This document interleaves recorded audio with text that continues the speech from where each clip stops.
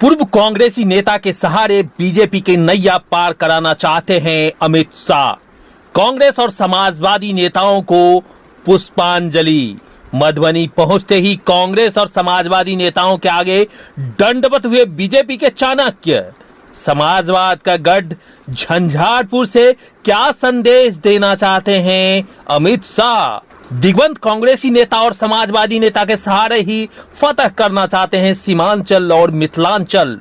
क्या देवेंद्र प्रसाद यादव और मंगनीलाल मंडल के गढ़ को ध्वस्त करना चाहते हैं भाजपा के चाणक्य? भाजपा के चाणक्य कहे जाने वाले अमित शाह मधुबनी के झंझारपुर लोकसभा में एक कार्यक्रम को संबोधित करते हैं। अपने संबोधन में अमित शाह ने जहां माता सीता विद्यापति मंडन मिश्र को याद किया, वहीं उन्होंने पूर्व रेल मंत्री और दिग्गज कांग्रेसी नेता ललित नारायण मिश्रा के साथ साथ समाजवादी नेता कर्पूरी ठाकुर को झुककर दंडवत करते नजर आए।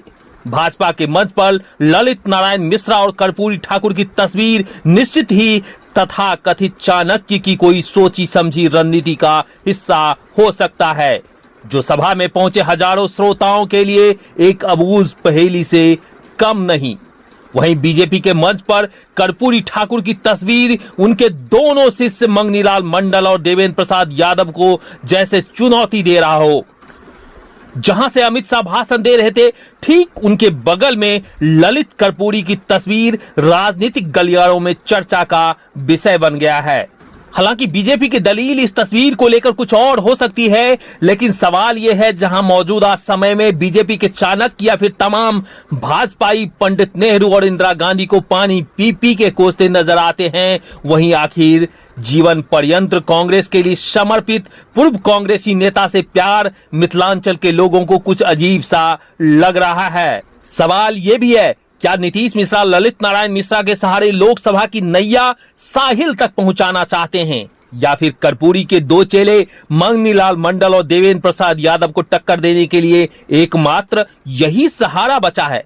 सवाल यह भी है, क्या सीमांचल का गेट कहे जाने वाले झंझारपुर का ताला ललित कर्पूरी नाम की चाबी का इस्तेमाल किए बगैर नहीं खुल सकता? मौजूदा वक्त में नीतीश मिश्रा झंझारपुर लोकसभा सीट से बीजेपी के प्रबल दावेदार माने जा रहे हैं और ऐसी चर्चा राजनीतिक गलियारे से लेकर आम लोगों के बीच भी हो रही है। ऐसे में अमित शाह का झंझारपुर में यह कार्यक्रम समाजवादी नेताओं के लिए एक परेशानी का सबब बन सकता है। झंझारपुर की राजनीति को जरा गौर से देखें तो पता चलेगा, यहाँ की राजनीति देवेंद्र प्रसाद यादव और मंगनीलाल मंडल के बीच में रुकी हुई है। हालांकि यहां से 2014 में भाजपा के वीरेंद्र कुमार चौधरी सांसद बने, वहीं दूसरी बार 2019 में आरपी मंडल जदयू के सांसद बने। लेकिन बिहार में जब धारा की राजनीति की बात होती है और यह दोनों नेता जब धारा में रहते हैं, तो फिर इन दोनों नेताओं को कोई हाथ पकड़ने वाला भी नहीं है। इन दोनों नेताओं का प्रभाव झंझारपुर के साथ साथ सीमांचल में भी काफी दिखाई देता रहा है। हालांकि यह दोनों नेता दो धुरी के नेता रहे हैं, लेकिन इस वक्त ये दोनों ही नेता एक ही गठबंधन के छांव तले राजनीति कर रहे हैं। अब यदि थोड़ा पीछे चलते हैं और ललित नारायण मिश्रा एवं कर्पूरी ठाकुर की राजनीति को देखते हैं, तो आपको पता चलेगा दोनों ही नेताओं का मधुबनी गढ़ रहा है। ललित नारायण मिश्रा का जहां नीतीश मिश्रा भतीजे हैं, वहीं कर्पूरी के मंगनीलाल मंडल और देवेंद्र प्रसाद यादव अनुयायी रहे हैं। अब ऐसे में सवाल है कि कर्पूरी के चेले से लड़ने के लिए क्या बीजेपी को बिना कर्पूरी के सहारे चुनावी संग्राम में उतरना संभव नहीं लग रहा है? झंझारपुर में जहां भाजपा के चाणक्य अमित शाह लालू प्रसाद यादव पर अटैकिंग मोड में थे, वहीं नीतीश कुमार के लिए कहीं ना कहीं वे सॉफ्ट नजर आए।